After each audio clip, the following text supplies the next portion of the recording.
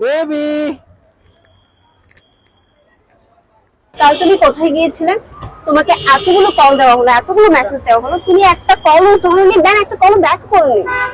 হ্যাঁ গতকাল আমি আমার ফ্রেন্ডের সাথে ঘুরতে গেছিলাম। আর আমি একটা জিনিস বুঝি না, কল ধরা না ধরা এই সামান্য বিষয় নিয়ে তুমি তো রিয়াক্ট করো কেন? দেখো আমি এত কিছু বুঝি না, তুমি কোথায় গিয়েছিলে, কার সাথে ঘুরতে গিয়েছিলে, আমাকে ভালো ভালো সব সত্যি কথা বলে দাও। আহা, তুমি কি জানো আমার সব ফ্রেন্ডের কথা? আমি যদি তোমাকে বলি তুমি সবাইকে চিনবা আজই। তুমি মিথ্যা বলো না, তুমি কাল কোন ফ্রেন্ডের সাথে ঘুরতে যাও, তুমি কাল ঋতুর সাথে ঘুরতে গিয়েছো, আমি সবটা জানি। হোয়াট? ঋতু আসলো কোত্থেকে? দেখো তুমি কাল কোন ফ্রেন্ডের সাথে ঘুরতে যাও।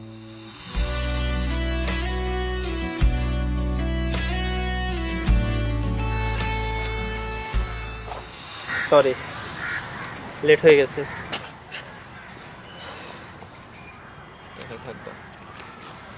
আচ্ছা তোমার কি আসলেই কোনো লজ্জা শরম নাই? তোমাকে এত কথা বলে তাও তোমার গায়ে লাগে না? তোমার এই সিগারেট খাওয়া নিয়ে আমাদের মধ্যে প্রতিদিন ঝগড়া হয়, তারপরও তুমি সিগারেট ছাড়তেছো না। আল্লাহ তোমাকে কি দিয়ে বানাইছে বলবা? কি দিয়ে বানাইছে জানো না? পাথর দিয়ে বানাইছে। দেখতেছো তুমি আমি এই সিগারেট খাওয়া ছাড়তে পারি না, তাও তুমি আমার এই সিগারেটের পিছনে পড়ে আসো। রাজা, তুমি লাইফটাকে একটু সিরিয়াস ভাবে নিবা প্লিজ। তুমি যেভাবে জীবন চালাইতেছো এটা জীবন চলে না।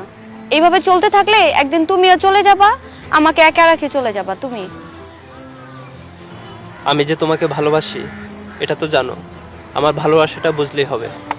হইছে হইছে, তোমার আর কবির কবির কাব্যর মতো ভালোবাসি ভালোবাসি বলতে হবে না।